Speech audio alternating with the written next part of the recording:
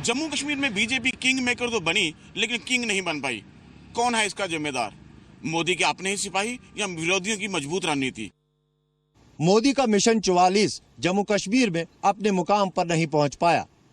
क्या पार्टी केवल 44 सीटों पर फोकस कर रही थी इसलिए सिमट गई, या फिर पार्टी राज्य के माहौल को समझने में फेल रही? जम्मू कश्मीर की चुनावी असफलता क्या नरेंद्र मोदी के लिए ये नसीहत लेकर आई है कि हमें तो अपनों ने लूटा, गैरों में कहां दम था? क्या नरेंद्र मोदी सरकार के मंत्रियों के दिल्ली में दिए गए विवादास्पद बयान का असर घाटी में दिखा? अब सवाल ये कि जम्मू कश्मीर में बीजेपी सरकार क्यों नहीं बना पा रही है? क्या आर्टिकल 370 पर पार्टी की सोच के चलते बीजेपी का विजय रथ रुका, या फिर जम्मू कश्मीर में अकेले चलकर सरकार बनाने का मादा दिखाना पार्टी को भारी पड़ गया? जम्मू कश्मीर के नतीजे मोदी मैजिक के लिए नसीहत बनकर आए हैं। पार्टी का कोई बड़ा चेहरा न आगे करके सिर्फ और सिर्फ मोदी के नाम पर चुनाव लड़ना क्या पार्टी के लिए बैकफायर बन गया?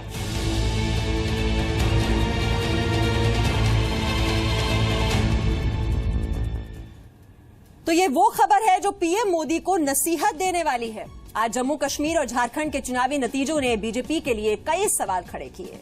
झारखंड में भले ही बीजेपी की सरकार बनने जा रही हो, लेकिन क्या मोदी के मैजिक के सामने ऐसी फीकी जीत की उम्मीद थी? और उससे भी बड़ा सवाल जो जम्मू कश्मीर की वादियों से निकल कर आता है, जिसने ये साफ कर दिया कि घाटी में मोदी का जादू चला नहीं, चला गया। आखिर ऐसा क्यों हुआ और क्या ये नतीजे मोदी के लिए नसीहत बनकर आए? मैं मानता हूं कि जनता ने विकास के एजेंडे को पसंद किया है, और जो लोग देश के मुख्य प्रवाह को विकास के एजेंडे से डाइवर्ट करना चाहते हैं उनके लिए निश्चित रूप से एक सबक है। और जहां तक मिशन 44 का सवाल है, आप थोड़ी राह देखिए, कुछ अच्छा होगा।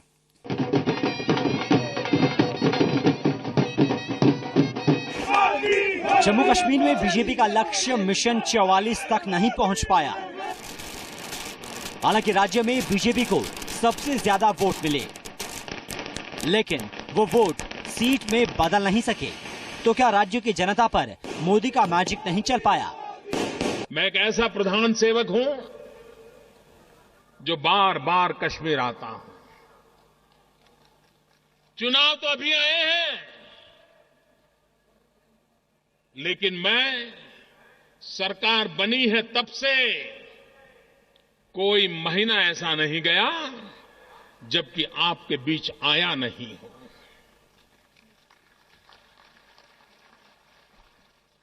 जुलाई में आया, अगस्त में आया, सितंबर में आया, अक्टूबर में आया, नवंबर में आया और आज दिसंबर में भी आ गया।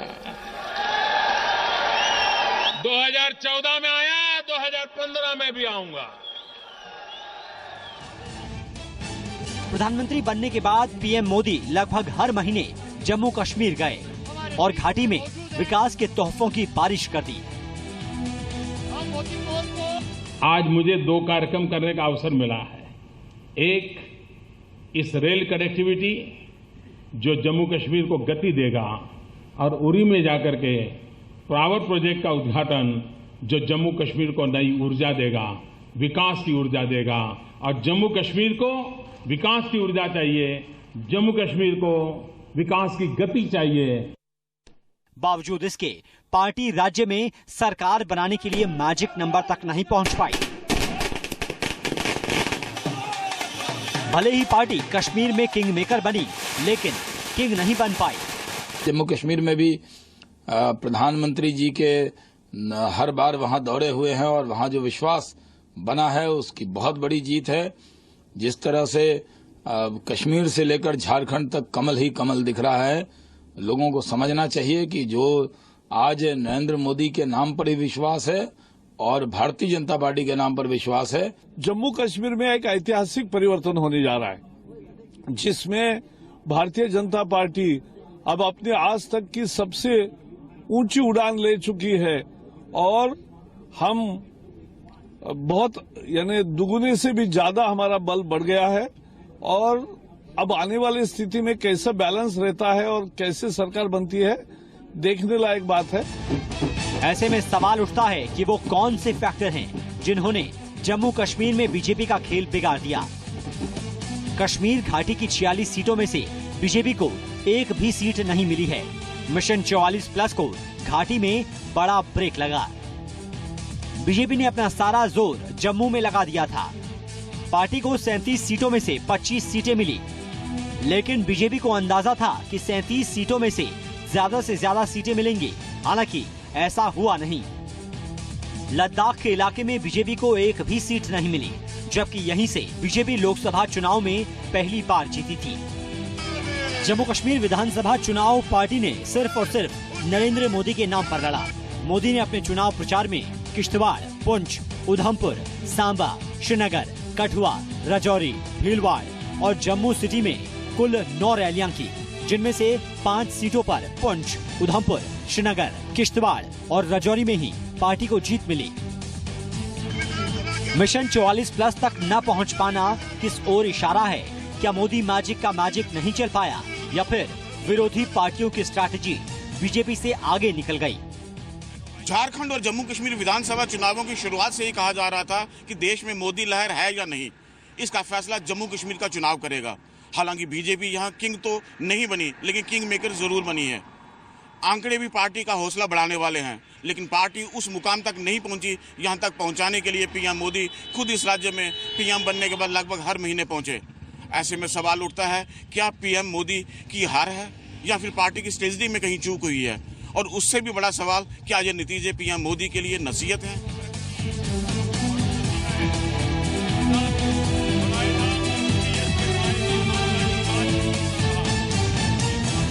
तो आखिर बीजेपी ने वो कौन सी गलतियां की जिससे उसका मिशन 44+ अपने मकाम तक नहीं पहुंच पाया? वो कौन से फैक्टर रहे जो बीजेपी के विरोध में खड़े हो गए? हम आपको सिलसिलेवार तरीके से समझाते हैं कि अगर मोदी और बीजेपी ने ये न किया होता तो तस्वीर कुछ और होती। ये रिपोर्ट देखिए जरा।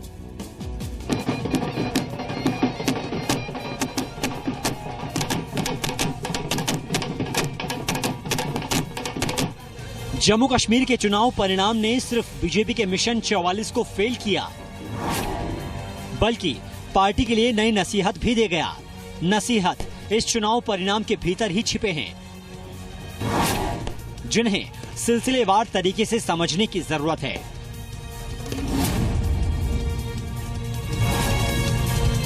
प्रधानमंत्री नरेंद्र मोदी ने भले ही जम्मू कश्मीर से ये वादा किया कि अब पहाड़ का पानी और जवानी बेकार नहीं जाएगी, लेकिन पार्टी के हिंदुत्ववादी चेहरों ने धर्मांतरण और घर वापसी जैसे मुद्दों को प्राथमिकता देकर पार्टी के लिए मुश्किलें खड़ी कर दी हैं। और ये भारत के हर नागरिक की इच्छा है, भारत के हर नागरिक का दायित्व है कि हमारा जम्मू कश्मीर सुखी हो, समृद्ध हो, हर एक की इच्छा है। और इसको पूरा करना हम सबका दायित्व है, चाहे हम शासन व्यवस्था में हो तो भी, हम शासन व्यवस्था में न हो तो भी। ये हम सबका दायित्व है। यहाँ के नौजवानों को रोजगार मिले, रोजगार के नए अवसर मिले। फैसला करना याद रखिएगा, ये आपको तय करना है कि दिल्ली में राम यादव की सरकार बनेगी या की सरकार बनेगी, आपको स्वयं फैसला करना है। बीजेपी ने धारा 370 पर अपनी स्थिति साफ नहीं की। पार्टी इस मामले पर कभी एक कदम आगे आई तो अगले ही दिन एक कदम पीछे। जम्मू कश्मीर में इसके साथ साथ एक और चीज का उपयोग होता है, वो होता है धारा 370 का। भाइयों बहनों, संविधान के तहत राजनीतिक पटल पर धारा 300 रहे न रहे, उसकी डिबेट चलती है, चलती रहेगी। लेकिन अब समय की मांग है कि जनता जनार्दन के संदर्भ में, यहां के लोगों के हितों के संदर्भ में, जम्मू कश्मीर के नागरिकों के अधिकार के संदर्भ में, कम से कम जम्मू कश्मीर में और पूरे हिंदुस्तान में क्या धारा 370 से यहां के सामान्य मानवी का भला हुआ है या नहीं हुआ है, इसकी चर्चा तो कम से कम करो। पार्टी ने कभी भी साफ तौर पर यह नहीं कहा कि वो धारा 370 हटाएगी या फिर मौजूदा स्थिति बनी रहने देगी। और इस मुद्दे की गंभीरता को राज्य में पार्टी का सबसे बड़ा चेहरा हिना भट्ट ने ये कहकर खत्म कर दिया कि जम्मू कश्मीर से अनुच्छेद 370 हटाने की कोशिश हुई तो वो खुद AK-47 उठा लेंगी। क्या जरूरत आन पड़ी इतने कंट्रोवर्शियल बयान की? ना कंट्रोवर्सी इसमें है नहीं, सिंपल सवाल था 370 को लेके। ये बिल्कुल साफ जाहिर है कि पार्टी चाहती है 370 पे डिस्कशन, और जाती राय यही है हर कश्मीरी की 370 हटे तो हर कोई कश्मीरी उसके खिलाफ है। बीजेपी के राज्य में विनिंग कैंडिडेट हिना भट्ट को आगे किया। हिना भट्ट को पार्टी ने इतनी तवज्जो दी कि राष्ट्रीय अध्यक्ष अमित शाह ने खुद उनके लिए प्रचार किया था।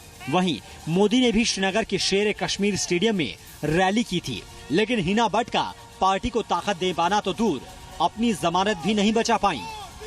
यहाँ पे ये कहा जा रहा था कि मोदी लहर है यहाँ पर, लेकिन 44+ के मिशन को कंप्लीट करने के लिए मोदी लहर जो है वो कश्मीर और लद्दाख में कहीं ना कहीं पीछे रह गई। और उसके साथ ही साथ जो वहाँ पे पहले से कैंडिडेट्स थे जिनका गढ़ माना जाता था वहाँ पर कि वो वहाँ से जीतेंगे, उन्होंने वहाँ से अपनी सीटें हासिल की हैं। तो एक नए फेसेस को लाना इस समय पे और इतने कम टाइम पे अपने कैंडिडेट्स के नए चेहरे खड़े करना, कहीं ना कहीं हो सकता है कि बीजेपी उसमें पीछे रह गई हो। राज्य में नेशनल कॉन्फ्रेंस के पास अब्दुल्ला परिवार, पीडीपी के पास मुफ्ती परिवार और कांग्रेस के पास गुलाम नबी आजाद का चेहरा था, लेकिन भाजपा ने कोई मुस्लिम चेहरा सामने नहीं किया। पार्टी महाराष्ट्र और हरियाणा की ही रणनीति पर चली, जहां उसने मुख्यमंत्री पद का दावेदार घोषित नहीं किया था। लेकिन 74% मुस्लिम आबादी वाली जम्मू कश्मीर में ये रणनीति काम नहीं आई।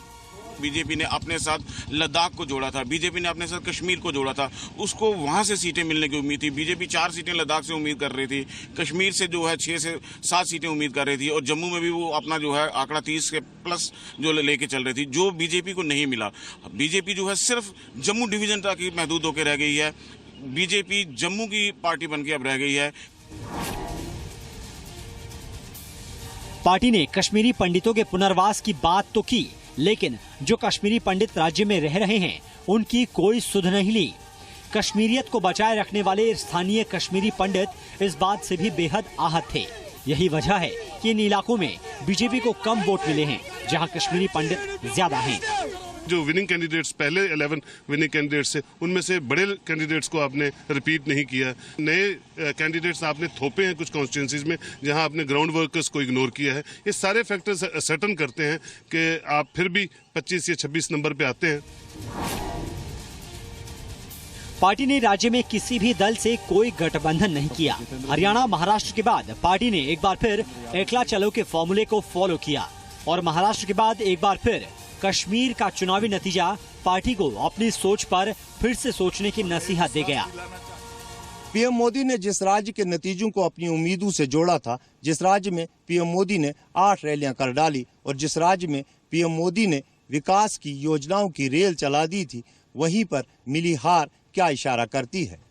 अगर धर्म परिवर्तन और हिंदुत्व के एजेंडे से पार्टी को नुकसान पहुंचा है, तो फिर विकास की जो उम्मीद पीएम मोदी ने राज्य को दिखाई थी, उसका फायदा क्यों नहीं हुआ।